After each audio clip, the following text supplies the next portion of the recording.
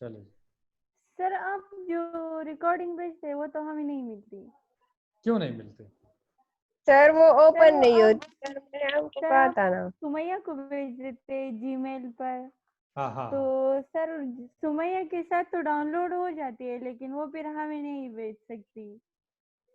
अच्छा, तो इसका मुझे नहीं पता कि क्यों, मतलब सर नॉट एक्सेसिबल आता है। इनको मैं फॉरवर्ड कर देती हूँ, लेकिन इन लोगों के पास भी फिर नहीं ओपन हो रही थी नहीं, वो फिर इसलिए ये मैंने भेजे थे उधर एक INS के एक स्टूडेंट को, और वो कहता है कि बिल्कुल मुझे ओपन भी हो रही है और मुझे समझ में आ रही है। सर मेरे तो, पास ओपन हो रही है, लेकिन इनके पास फिर नहीं होती। तो वो आपके सर वर्जन आप का सर फर्क मेरे होगा ना। पास सर आप सर वर्जन। आपने सबको जो भेजा मुझे भी करे फिर होगा। अच्छा, सबको भेजा करे, तो ये ग्रुप में भेजा करूं इसी तरह? जी sir.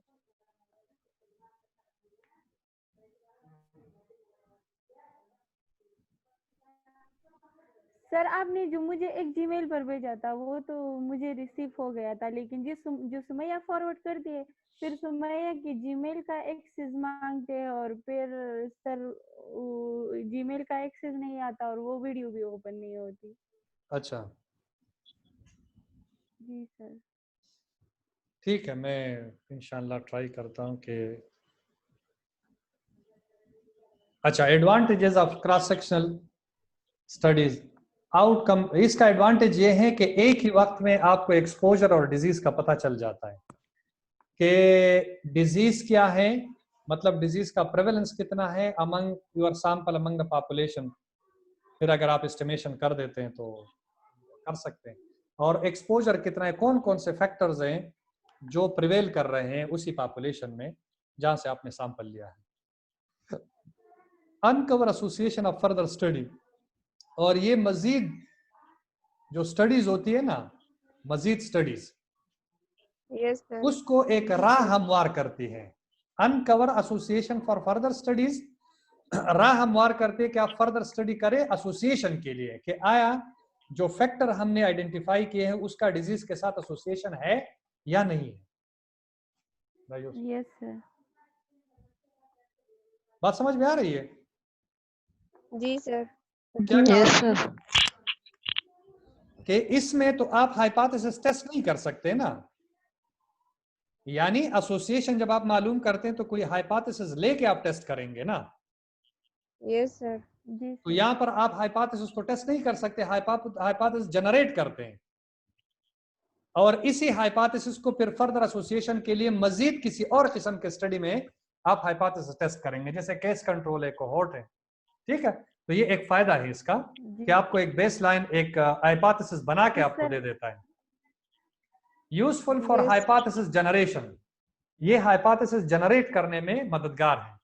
Quick and cheap, no follow up, एक ही वक्त में गए और डेटा आपने कलेक्ट करके ले आए, कोई दोबारा फॉलो अप करने की जरूरत नहीं है। Best way to determine prevalence, बेहतरीन स्टडी है प्रेवलेंस मालूम करने के लिए। और प्रेवलेंस क्या है? Magnitude of the disease, magnitude of the factor and magnitude of the disease, कौन कौन से फैक्टर है और कौन कौन से डिजीज का प्रेवलेंस कितना है। क्वेश्चनियर, इंटरव्यू बेस, हाँ, क्वेश्चनियर या इंटरव्यू बेस आप कर सकते हैं। Useful for assessing practice, attitude, knowledge, belief, utilisation of services etcetera. आप लोगों के बिलीफ, एटीट्यूड और नॉलेज मालूम कर सकते हैं, बिलीफ्स और सर्विसेज की यूटिलाइजेशन के बारे में आप पूछ सकते हैं कि आप एग्जिस्टिंग सर्विसेज को यूटिलाइज कर रहे हैं कि नहीं कर रहे हैं, और कर रहे हैं तो क्यों कर रहे हैं, नहीं कर रहे हैं तो क्यों नहीं कर रहे हैं। जी सर। अच्छा जी। Disadvantages of cross-section studies further can be conducted to assess the healthcare needs of the population। एक और फायदा ये है कि आपको पता चल जाता है कि लोगों के हेल्थ केयर नीड्स कितनी हैं। लोगों से आप पूछेंगे ना आपको किन किन चीजों की जरूरत है, वो कहेंगे कि भाई एक इतने फैसिलिटी होनी चाहिए, उसमें ये इक्विपमेंट होने चाहिए, इतना स्टाफ होना चाहिए, हाँ, गलियां पक्की होनी चाहिए, एंड सो ऑन। तो ये चीजें आप लोगों से पूछ के आपको बता सकते हैं। वो हेल्पफुल, आप जब क्वेश्चनियर भरवाते क्रॉस सेक्शन सर्वे तो उसमें आपने सब्जेक्टिव के लिए भी जगह रखी हुई होती है कि चलो अपने अल्फाज में ये बताएं कि आपको किन किन चीजों की जरूरत है, तो वो वर्बलाइज कर देते हैं। ऐसा होता है कि नहीं होता? यस जी सर। सर हाँ, होता है। तो नीड्स का पता चल जाता है। helpful in measuring access and utilization of health services, helpful in measuring access and utilization of health services. और ये मददगार है किस चीज के लिए कि आया लोग जो है ना वो हेल्थ केयर सर्विसेज अवेल करते हैं कि नहीं करते, और उनको एक्सेस है कि नहीं, करीब है या दूर है, ये भी आपको वो बता सकते हैं। ठीक है। Provide information between disease and various variables, और ये डिजीज और वेरियस वेरिएबल माना वेरियस फैक्टर के बारे में आपको इंफॉर्मेशन दे सकते हैं। Provide information regarding distribution of a disease, आपको ये भी बता सकता है कि डिजीज जो है वो किस लिहाज से डिस्ट्रीब्यूटेड है, टाइम प्लेस और पर्सन के लिहाज से, कैसे, किन लोगों को है, कौन से सीजन में है, टाइम प्लेस एंड पर्सन, और कौन सी जगह पर है, कौन सी कम्युनिटी में ये ज्यादा प्रिवेल कर रहे हैं। determines burden of the disease in a population, so helpful for planning purposes, और ये पॉपुलेशन में डिजीज के बर्डन को डिटरमिन कर देता है, so helpful for planning purposes. तो आप प्लान कर सकते हैं, सर्विसेज प्लान कर सकते हैं कि भाई हमें क्या क्या प्लान करना है ताकि इन लोगों के जो हेल्थ से रिलेटेड इश्यूज हैं वो रिजॉल्व हो। लिमिटेशन क्या है, नो टेम्परल और टाइम सीक्वेंस, इसमें कोई टेम्परल एसोसिएशन आप मालूम नहीं कर सकते। मतलब आप ये नहीं कह सकते कि अगर अनबॉइल्ड वाटर है तो वाकई डायरियल काज कर देता है कि नहीं करता, एसोसिएशन है कि नहीं।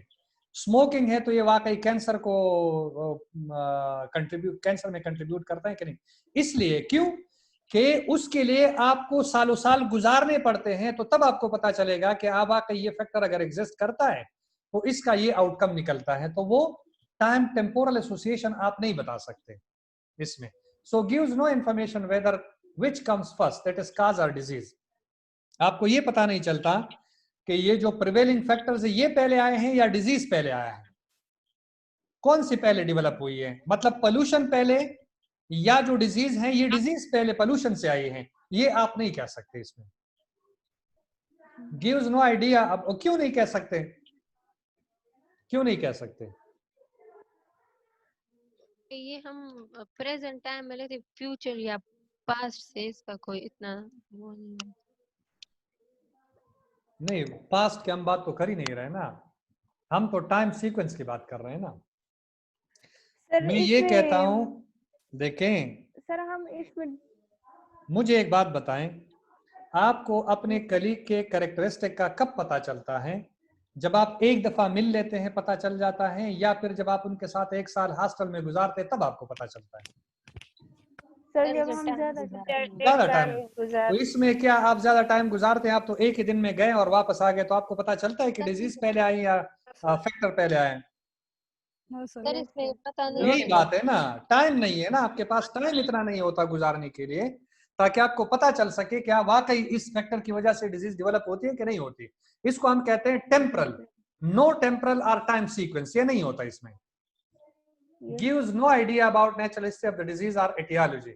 आपको जो उनके टाइम सीक्वेंस है नहीं, तो आपको नेचुरल हिस्ट्री का नहीं पता चलता कि डिजीज कितने अरसे में डेवलप होती है और उसके एटियोलॉजी वाकई में क्या है। ठीक है ना, ये तब आपको पता चलेगा जब ज्यादा टाइम आप गुजारेंगे तब। Gives no measure of new cases occurrence. आपको नए केसेस के बारे में पता नहीं चलता। एक दो दिन में आपको कैसे पता चलेगा कि ये जो केस आया है ये इस फैक्टर की वजह से है कि नहीं है, ये आपको नहीं पता चलता। तो न्यू केसेस के बारे में आपको नहीं, ये ओल्ड केसेस के बारे में जितने एग्जिस्टिंग है उसके बारे में आपको मतलब सर जो आने वाले एग्जैक्टली जब आप गए जितने केसेस मौजूद है उसके बारे में बता देते हैं। Not useful for rare exposure और रेयर आउटकम। न इस पे केस कंट्रोल स्टडी हो सकती है और ना रेयर एक्सपोजर। रेयर एक्सपोजर हमेशा कोहोर्ट में होती है और रेयर आउटकम हमेशा केस कंट्रोल में होती है। ठीक है ना, तो ये इन पे जो है ना यूजफुल नहीं है ये स्टडी। अच्छा जी, design of a cohort study. अब हम कोहोर्ट स्टडी पढ़ेंगे। कोहोर्ट स्टडी के बारे में क्या बताया था मैंने जी, थोड़ा सा आप रिकॉल कर लें। कोहोर्ट स्टडी डिजाइन भी हमने पढ़ा था सर कि हम प्रेजेंट से फ्यूचर की तरफ जा रहे होते हैं इस स्टडी में। जी जी, और सर इसमें हम सर दो ग्रुप ले लेते हैं, दो ग्रुप लॉन्ग टाइम के लिए, लॉन्ग टाइम 2 ग्रुप ले लेते हैं। हाँ जो एक्सपोज है, जो नॉन एक्सपोज है। इसके बाद हम देखते हैं कि कितने को डिजीज, जो एक्सपोज है इसको कितने डिजीज हुए, जो नॉन एक्सपोज है इसको कितनी डिजीज हुई है। ठीक।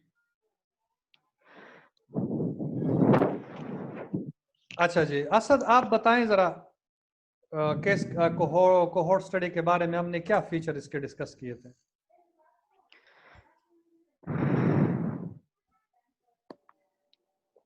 जी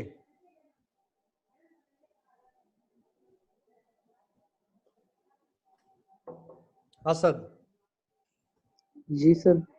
बताएं जरा कोहोर्ट स्टडी डिजाइन के बारे में। ये हमने पिछले लेक्चर में डिस्कस किया था, अगर आपको याद है तो। सर रिकॉल नहीं किया था मैंने। रिकॉल नहीं किया था आपने, पढ़ा नहीं था? पढ़ा नहीं था सर। क्यों नहीं पढ़ा था? ये तो करीब एग्जाम के नजदीक दिन आ रहे हैं, इस पे तो आपको पढ़ना चाहिए ना। मैं स्टडी डिजाइन के बारे में आपसे नेक्स्ट क्लास में पूछूंगा, ठीक है? ओके। और हो सकता है कि नेक्स्ट क्लास हम सैटरडे से पहले एक क्लास अरेंज कर दें। मेरी कोशिश ये है कि ईद से पहले जो हमारी क्लासेस है वो खत्म हो जाए, ताकि आपको भी सफिशिएंट टाइम मिले। और ये जरूरी नहीं है कि क्लासेस हम खत्म करें तो दोबारा हमारी मुलाकात नहीं हो सकती वीडियो लिंक के जरिए। आप दोबारा भी मुझे SMS कर दें, मेरे पास लैपटॉप और ये नेट हर वक्त अवेलेबल है। जब भी हम कोर्स खत्म करेंगे आप दोबारा भी मुझे बुलाएं। मुझे पैसों की कोई गरज नहीं है, ना कोई लालच है। मेरा सिर्फ और सिर्फ मकसद ये है कि कल अगर आप किसी के सामने जाएंगे तो कम से कम मेरा नाम रोशन करे कि भाई ये एपिडेमियोलॉजी हमने इनसे सीखे हैं और हमें आता है। ये मेरी बड़ी ख्वाहिश है, ठीक है ना? तो कोर्स खत्म करने के बाद भी आप मुझसे कांटेक्ट कर ले कि फला वक्त हमें चाहिए, इतना वक्त हमें चाहिए, हमारे क्वेश्चन या क्वेश्चन को हमें जो है ना वो आंसर करें, ये क्वेरीज हमारे आंसर करें। तो उसके लिए मैं तैयार हूं, मुझे कोई इशू नहीं है इसका, ठीक है जी? तो एक बात किसने बताई कि हम ये जो है कोहोर्ट स्टडी, द फर्स्ट ये टाइम इज द की। उसमें क्या है कि कोहोर्ट स्टडी में दो तरह के होते हैं। हम रेट्रोस्पेक्टिव कोहोर्ट यहाँ पर डिस्कस नहीं करेंगे, अगर बीच में आया तो मैं आपसे डिस्कस करूंगा कि ये रेट्रोस्पेक्टिव कोहोर्ट कौन सी होती है, कि आप पीछे जाएं फिर वापस आ जाएं प्रेजेंट की तरफ। ये भी एक कोहोर्ट स्टडी डिजाइन है, वो अलग सा मैं आपको बताऊंगा। लेकिन इससे हट अभी जो हमारी कोहोर्ट स्टडी डिजाइन है वो प्रेजेंट से फ्यूचर की तरफ जाती है। कहां पर है? प्रेजेंट से फ्यूचर की तरफ। और ये एक्सपोजर से आउटकम की तरफ जाती है। एक्सपोजर क्या है? It may be wine drinking, it may be smoking, it may be pollution, it may be diet, it may be anything that is a risk factor and that is going to develop a disease, that is going to contribute in the development of a disease.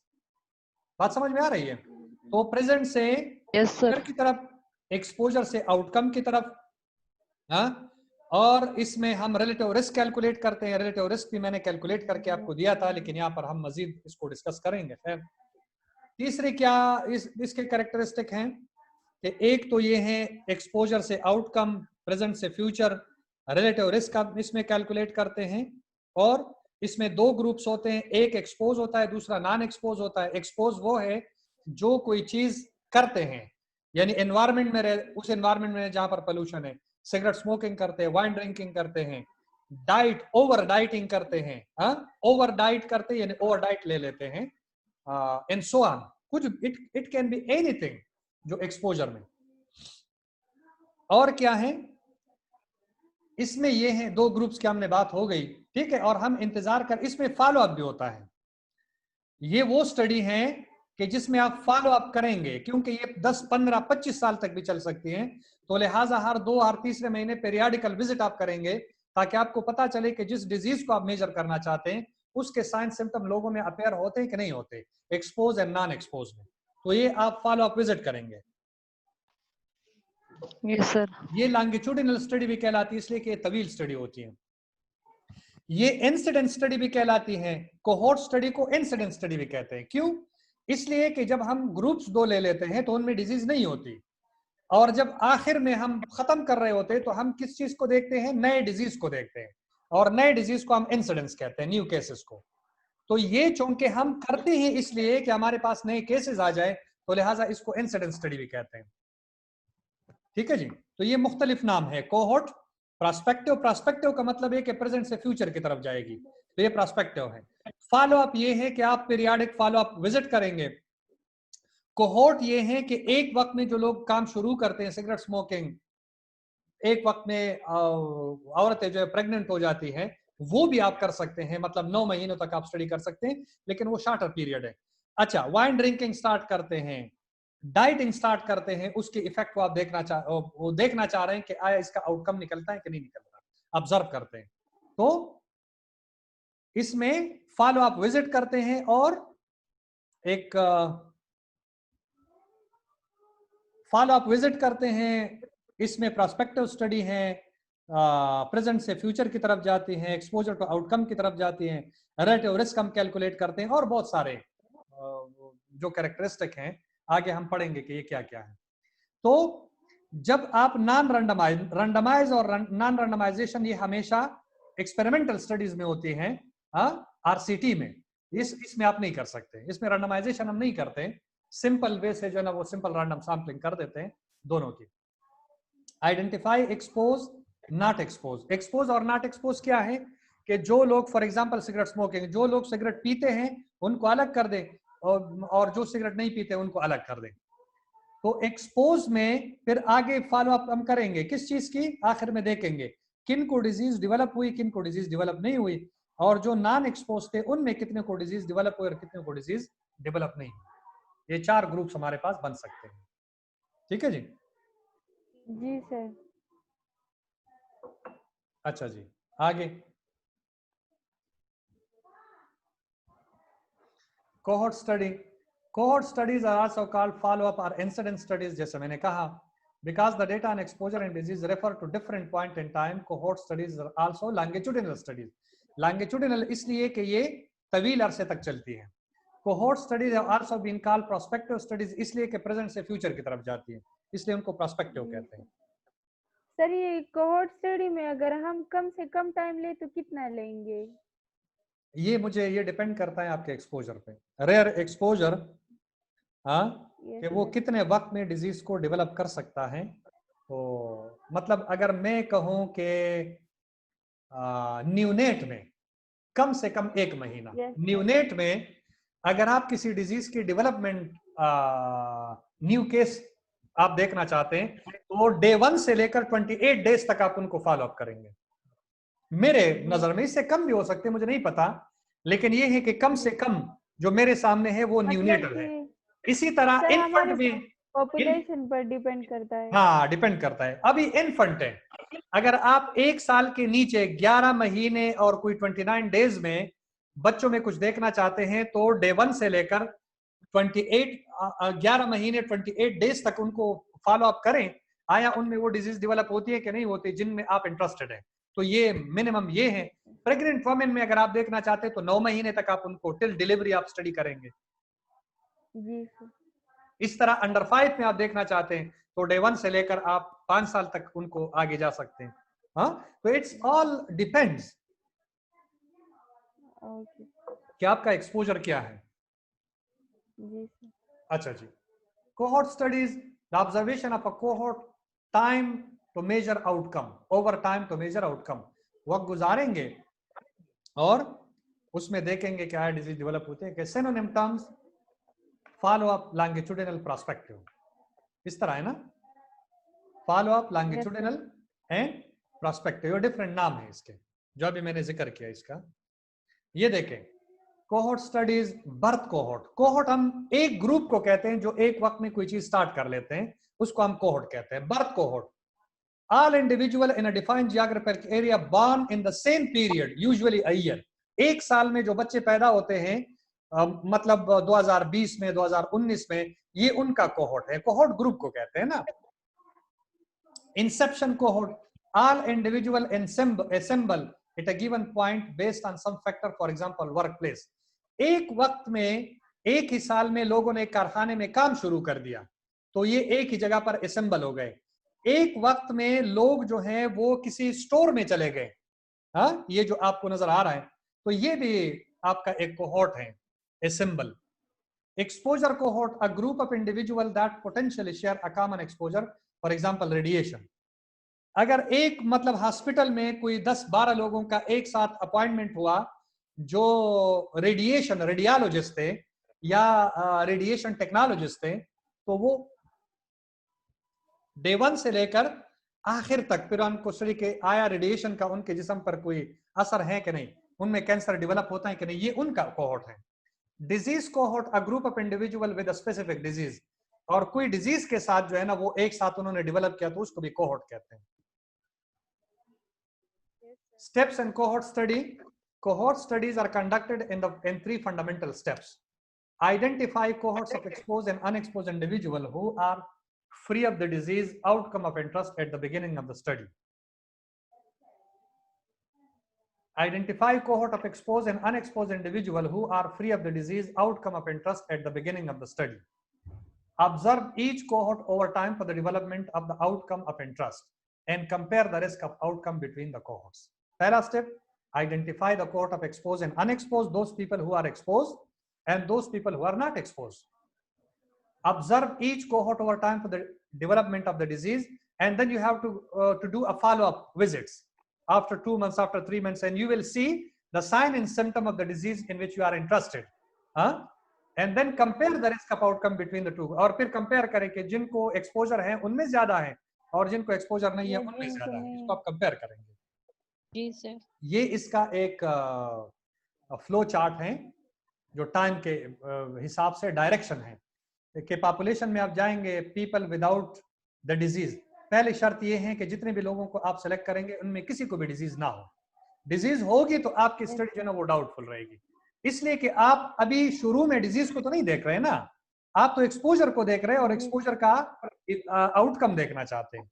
तो people without the disease, इनमें disease किसी को भी नहीं है। 2 group बना लें, एक को एक्सपोजर है दूसरे को एक्सपोजर नहीं है। फ्यूचर में जाएं, जिनको एक्सपोज है तो वो डिजीज डेवलप होती है कि नहीं होती, और जो नॉट एक्सपोज में डिजीज डेवलप होती है कि डिजीज डेवलप नहीं होती। ये 4 ग्रुप्स आपके पास बन सकते हैं। Types of cohort study, prospective cohort, concurrent cohort study और longitudinal study. Retrospective cohort study, non concurrent cohort और हिस्टोरिकल कोहोर्ट स्टडी। ये मैं आपको एक्सप्लेन करूंगा अभी। ये 2 टाइप्स हैं। ये वाला तो हमने पढ़ा प्रोस्पेक्टिव कोहोर्ट स्टडी कि हम किस तरफ जाते हैं, लॉन्गिट्यूडिनल और ये, और रेट्रोस्पेक्टिव कोहोर्ट एक अलग किस्म की स्टडी है। इसमें ये है रेट्रोस्पेक्टिव कोहोर्ट, ये है कि ये प्रेजेंट है, ये पास्ट है,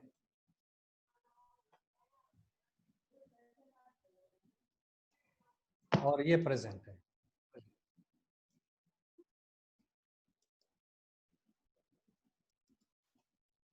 और ये फिर फ्यूचर है। अगर आप सिर्फ रेट्रोस्पेक्टिव कोहोर्ट करना चाहते तो यहां से स्टार्ट लेंगे। हाँ,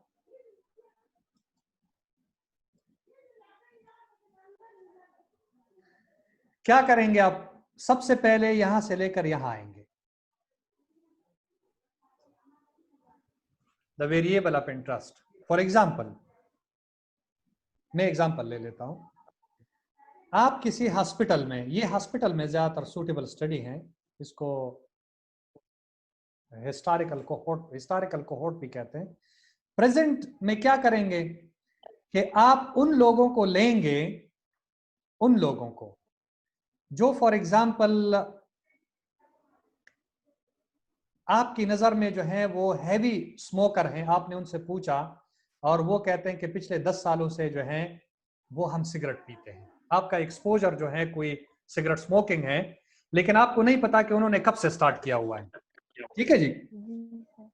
वो जिस वक्त हॉस्पिटल में आए, उनसे आप पूछे आप किस वक्त हॉस्पिटल में आए हैं, ये हॉस्पिटल में आए हैं, एक कोहोर्ट है उनका, किसी भी एक्सपोजर के साथ हैं, वो कर रहे हैं वो चीजें। लेकिन आप चाह रहे हैं कि आया इस एक्सपोजर का इन लोगों में इस एक्सपोजर की वजह से कोई डिजीज डेवलप हुई है कि नहीं। तो आप सबसे पहले इधर आएंगे, ये उनका फाइल पड़ा हुआ है सबका, 100 है 200 है, जितने भी लोग हैं इनका फाइल पड़ा हुआ है।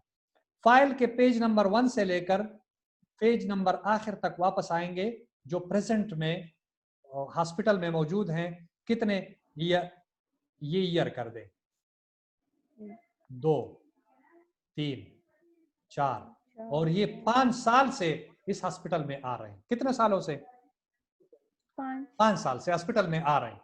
आप पीछे गए, पेज नंबर 1 फाइल से स्टार्ट आपने लिया और फिर आखिर में आए और इसी एक्सपोजर का आउटकम आपने देखा। आपको लगा कि हाँ, ये प्रेजेंट जो लोग आ रहे हैं इनमें किसी को मायोकार्डियल इंफार्क्शन है, किसी को डायबिटीज है, किसी को हाइपरटेंशन है, हाइपरटेंशन।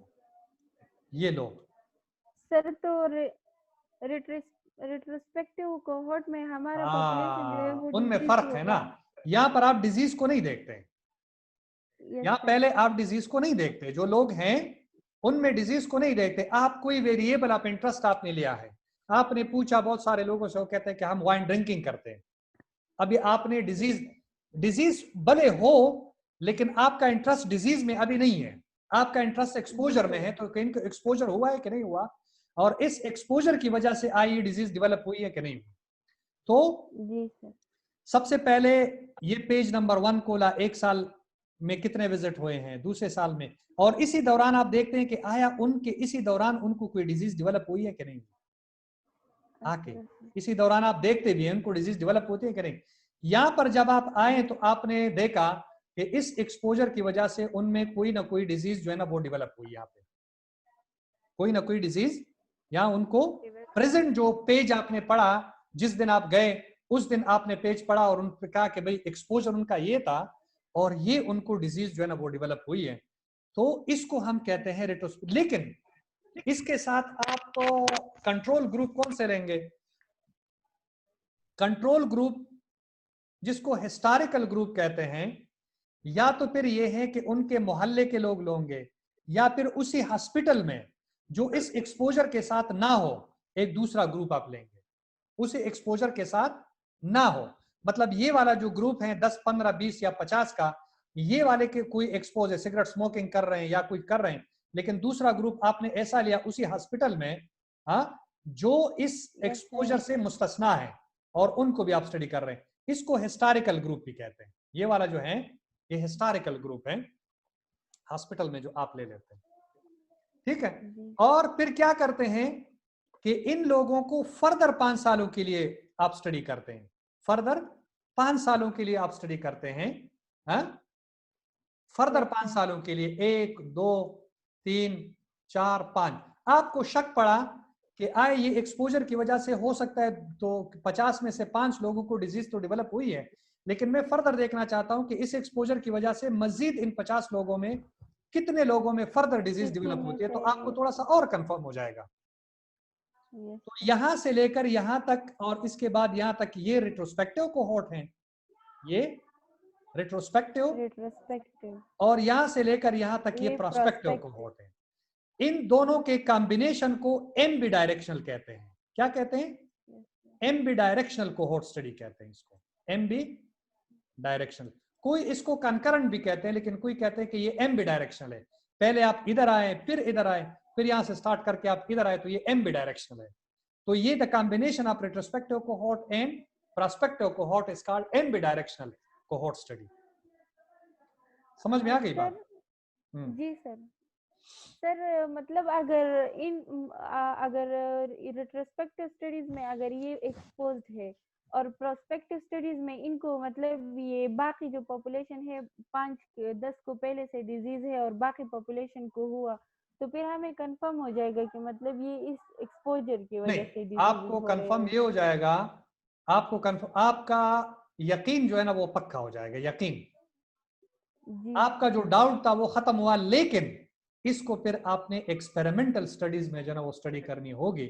ये तो आपको टेम्परल एसोसिएशन दे देता है, टेम्परल एसोसिएशन आपको दिया, एक ही फैक्टर और उसका आउटकम आपको दे दिया।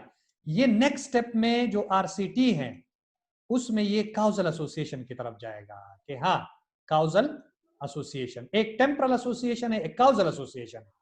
काउजल एसोसिएशन का मतलब है कि इसी फैक्टर की वजह से ये डिजीज हुई है, इसको काउजल एसोसिएशन कहते हैं। और टेम्परल एसोसिएशन के मतलब ये है कि आप 80% तो श्योर है लेकिन 20% डाउटफुल है, ये आपका आरसीटी दूर करेगा ये 20%। जी सर। ठीक है, एक्सपेरिमेंटल स्टडी आपका ये डाउट जो है ना वो दूर कर देगा। तो इसका आखिरी स्टेप जो है कोहोर्ट स्टडी का, पहले हम क्रॉस सेक्शनल करते हैं, उसके बाद केस कंट्रोल करते हैं, उसके बाद कोहोर्ट स्टडी करते हैं, और कोहोर्ट के बाद हम आरसीटी करते हैं। आरसीटी में हमारा यकीन जो है वो 100% पक्का हो जाता है कि इसी फैक्टर की वजह से ये डिजीज डेवलप होती है। जी सर आगे बात। हाँ जी सर, जब हम प्रेजेंट से फिर फ्यूचर की तरफ जाएंगे तो फिर हम वही लोग लेंगे जो हम वही पास्ट में स्टडी बिल्कुल किया है। बिल्कुल वही लोगों को स्टडी करेंगे और ग्रुप नहीं। जी सर। तो तब इसको हम एमबी डायरेक्शनल कहेंगे ना, वरना फिर तो ये अलग ग्रुप लेंगे तो उसका तो इसके साथ कोई ताल्लुक ही नहीं रहा ना। ये तो हम ताल्लुक जोड़ने की कोशिश करते हैं। यहाँ तक आपने स्टडी कर लिया, फर्दर इनको स्टडी कर ले क्या वाकई जो केसेस आपके पास आए हैं आप मजीद स्टडी करेंगे तो आया इनसे ये केसेस में इजाफा होता है कि नहीं होता। यकीन आपका 70-80% पक्का हो जाता है टेम्परल एसोसिएशन की वजह से। जी सर। ठीक है जी। जी सर। हाँ जी सर। तो ये एमबी डायरेक्शन स्टडी कहलाती है। ठीक है, अब वापस आते जी हैं सर। अपने उसमें। हाँ, यहाँ कोई क्वेश्चन है तो आप पूछें। हाँ सर, क्वेश्चन नहीं। अच्छा जी। सर ये एक क्वेश्चन है, हाँ अगर हम आरसीटी हमारा सही नहीं आया तो फिर हम क्या देंगे इसको? नहीं, आरसीटी आपका मतलब सही आएगा। आरसीटी दो हो सकते हैं, ईदर सर।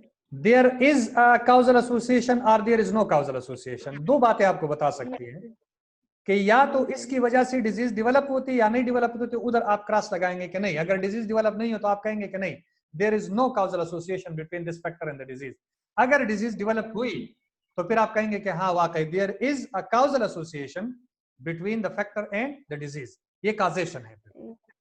आरसीटी आपको दो बातें बता सकती है, जरूरी नहीं है कि आप एक्सपेरिमेंट करें तो वाकई आउटकम आपको निकले।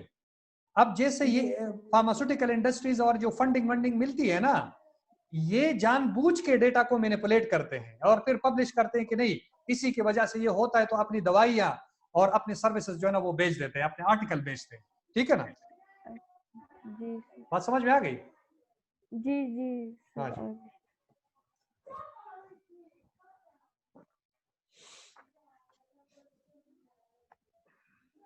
अच्छा जी, अब आप इधर देखें।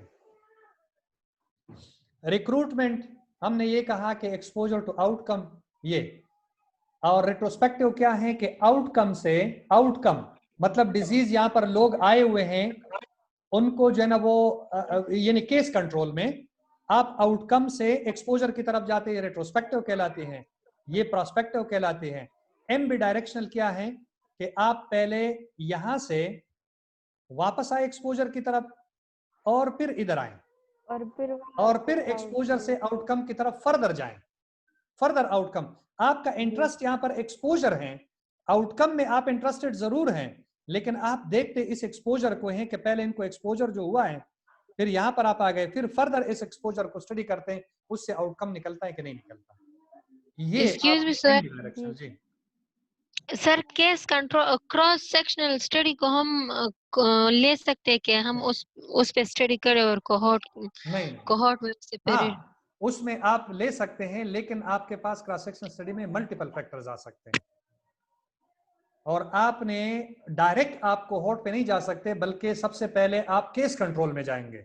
जितने भी फैक्टर्स हैं दो ग्रुप बनाएंगे, जिनको डिजीज है जिनको डिजीज नहीं है।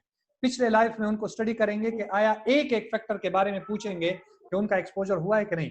हर एक फैक्टर का डिजीज के साथ ऑड्स रेशो निकालेंगे और उनमें से सबसे